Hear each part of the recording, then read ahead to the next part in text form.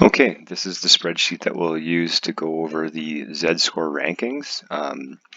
So I've done a little bit of legwork prior to starting this off just to kind of get everything organized. So this is the tab where we'll calculate the Z scores for each measure, and then this is the tab where we'll display all the rankings in terms of the overall team and then the positions. So if you were typically, you'd just be starting with the raw data, which is on this tab. And one thing to point out is that not everything on here will be involved in the Z-score analysis. So for example, the anthropometrics here, none of these are going to be weighted in any way towards their overall score. One thing that I should note is that typically we would do a body fat percentage measure using the UHAS formula with skin folds. This year, because of COVID restrictions, it was just going to be too difficult to put that in place, but normally we would have that body composition measure as part of the anthropometrics, and that would contribute to their overall ranking, but just not something that we were able to do this year.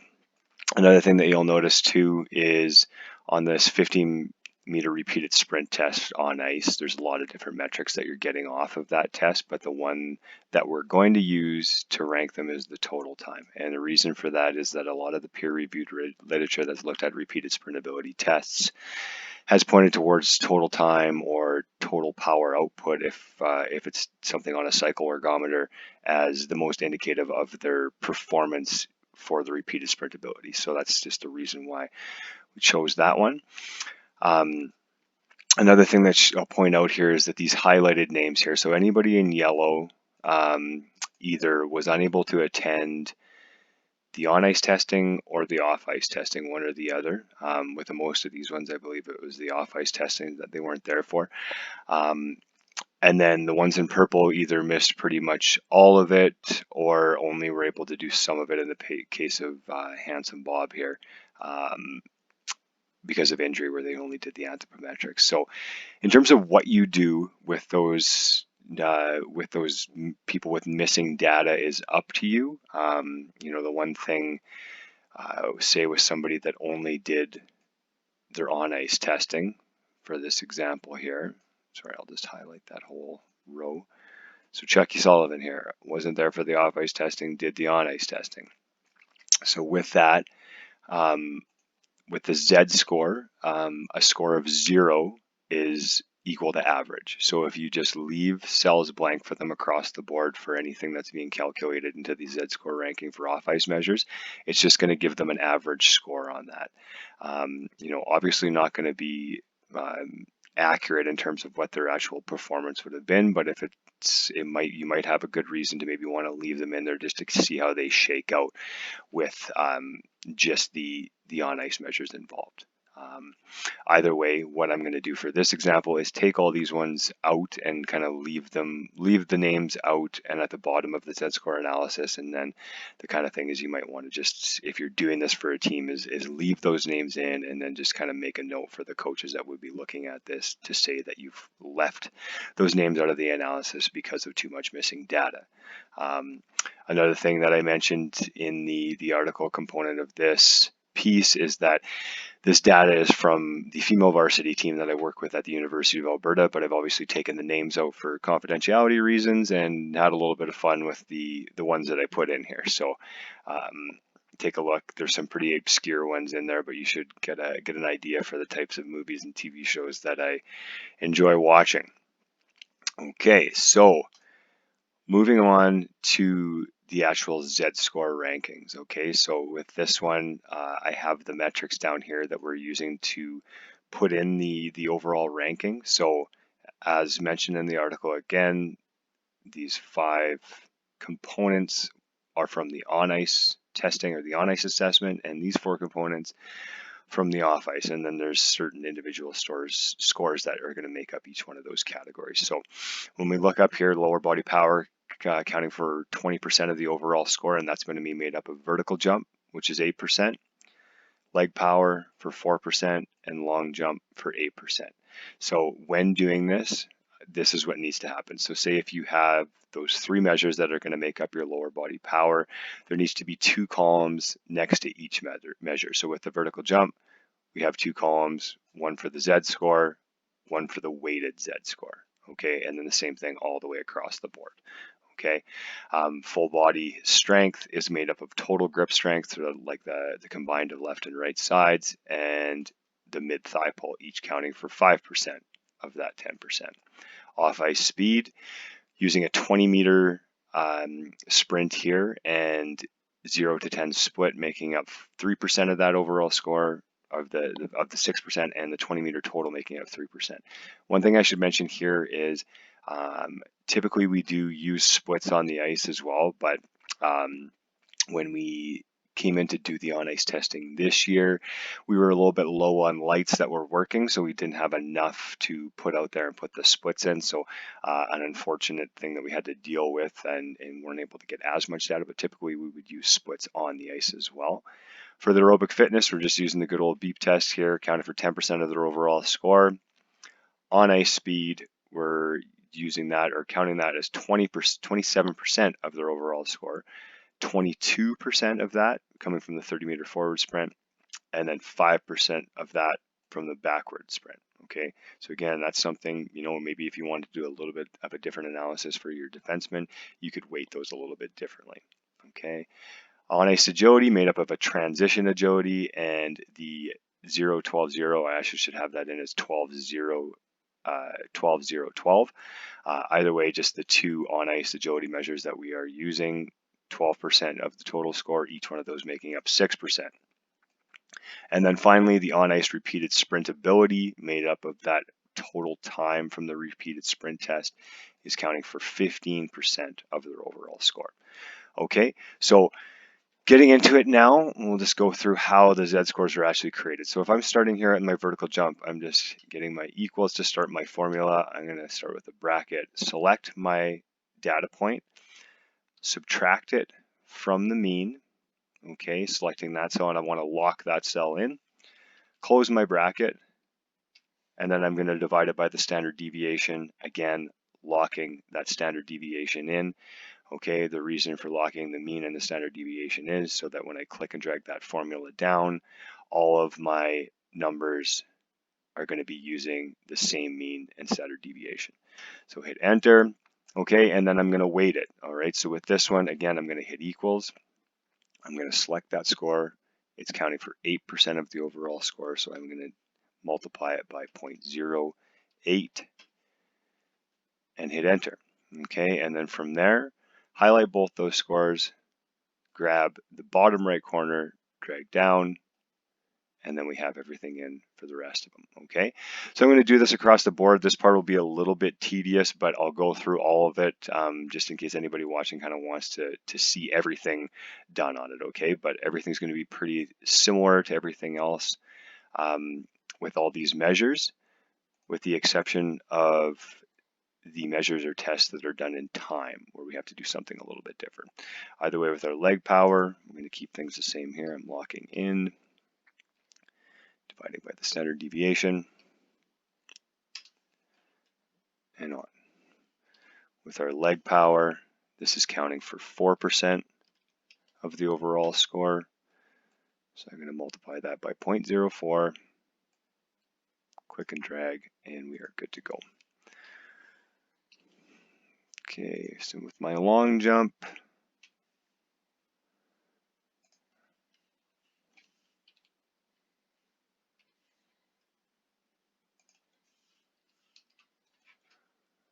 again, long jump, similar to the vertical jump, is counting for 8% of their overall score.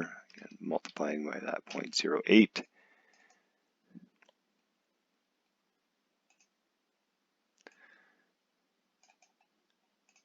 Sorry.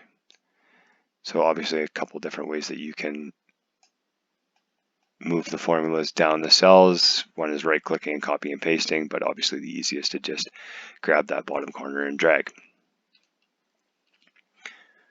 Onto the grip strength here. Again, locking in, dividing by my standard deviation that is also locked in. And my grip strength is counting for 5% of my overall score.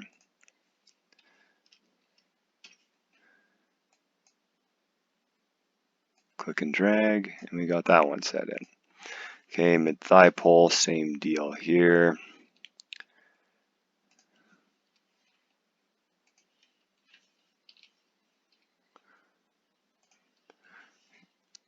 Again, making sure that you're locking in every time.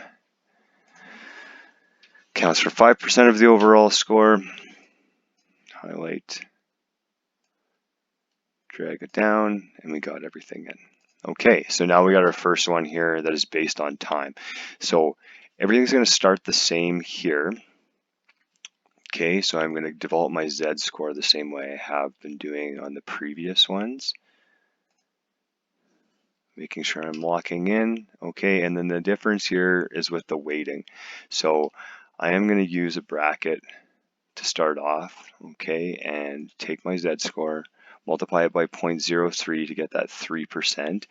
And then because the lower score is more desirable, I need to flip the sign. Okay, so with this score in particular, 1.99 is worse than the average of 195. So technically it should be a negative Z score, right? So it's below average. It should be taking away from their overall Z score.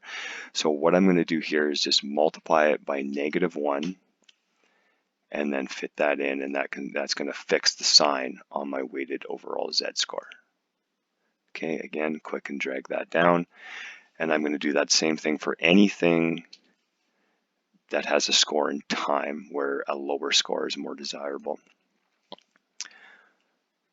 Okay, another example of a measure that you'd be using where a lower score is more desirable is if we did have body fat in here, like I mentioned off the start.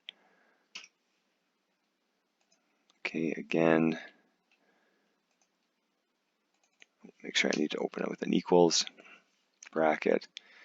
We're going to do the same thing here, counting for 3% and multiply it by -1.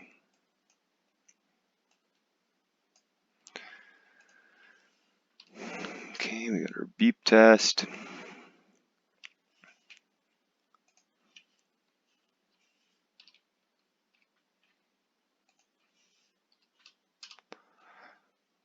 All right, we're counting this one for 10% of our overall score. And we're going to click and drag. Okay, moving along here onto the on-ice measures. Okay, so for these ones, I'm going to have to change my sign and multiply the weighted score by -1 on all of them. Okay.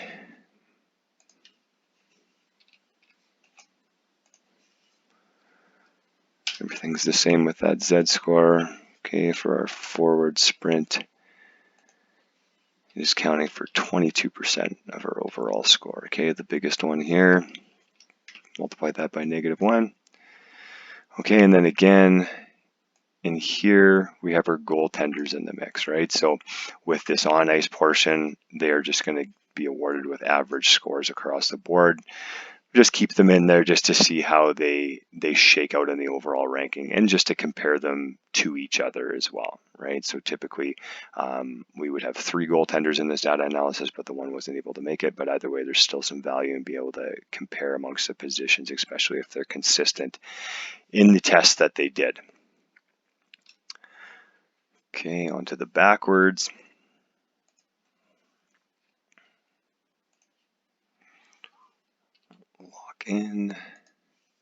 Lock in my standard deviation, and then we are counting this one as 5% of our overall score. Multiply it by -1, and we are good to go there. Okay, and just make sure that you delete those scores for the goaltenders.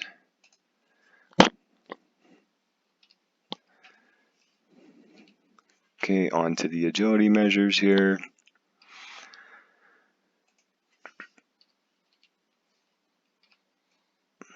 Locking my cells in still. The transition total is counting as 6% of their overall score here.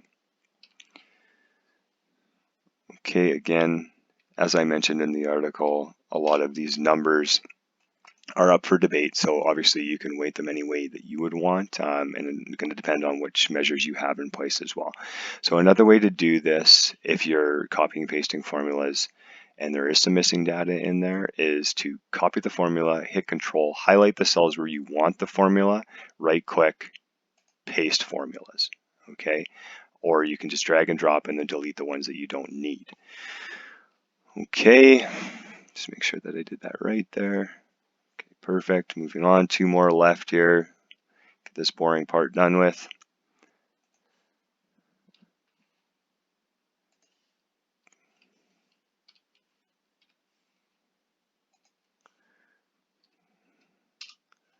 Okay, our 12012 is going to be worth 6% of our overall score. Oops, make sure I bracket in here.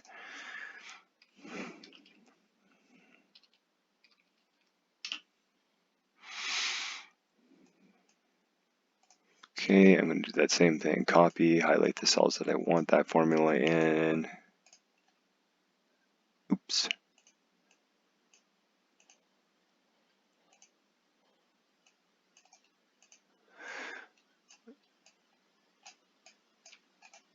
Make sure I paste the formula, not the values. Okay, and then our last one here. For the repeated sprint,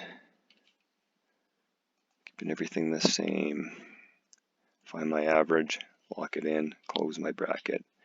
Divided by the standard deviation, lock it in, enter, equals, open bracket, select my score, multiply it by 0.15 to get 15%, and then multiply it by -1 to change the sign.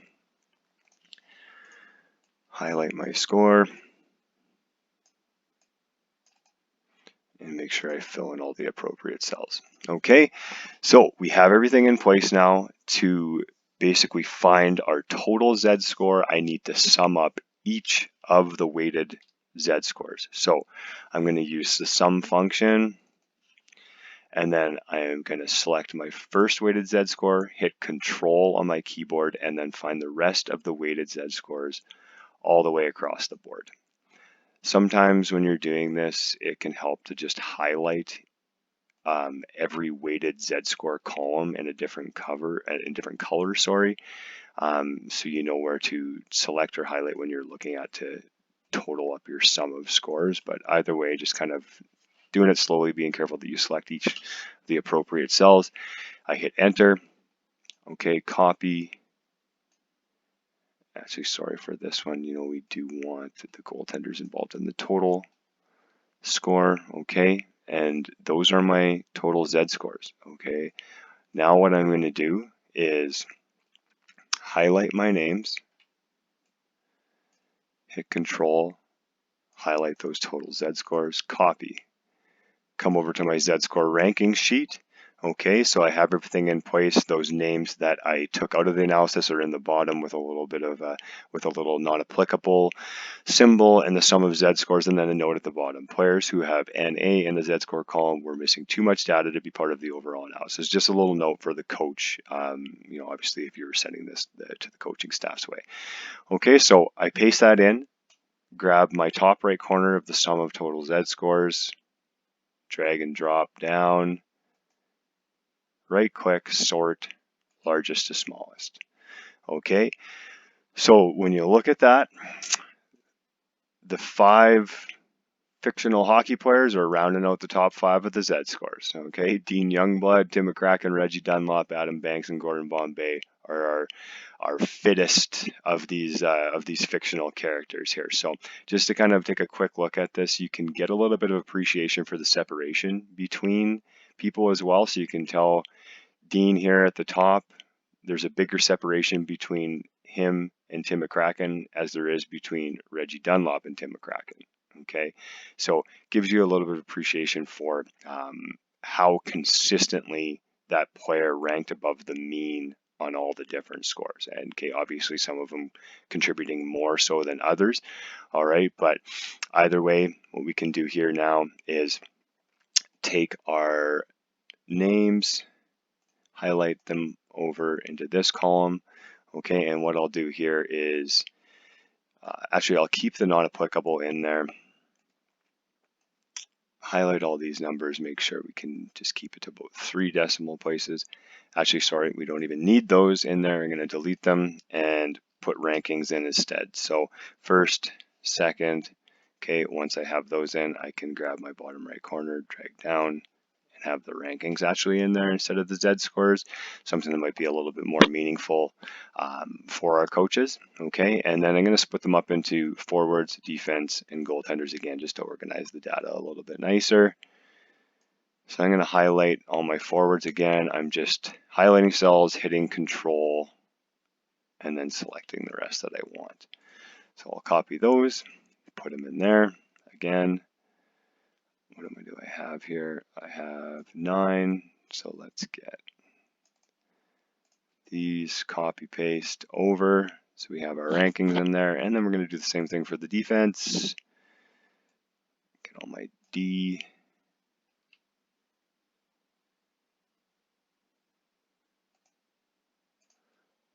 And we're going to copy and paste those in there. Okay, so clean that up a little bit. Okay, make sure my borders are closed. And again, we have 6 people in there, 1st through 6th. And then we just got our 2 goalies. And when you look at that, they're right neck and neck with each other. Okay, so this one ranked a little bit above the average in terms of their off-ice measures. This one a little bit below. Okay, Vincent Vega and Johnny Utah.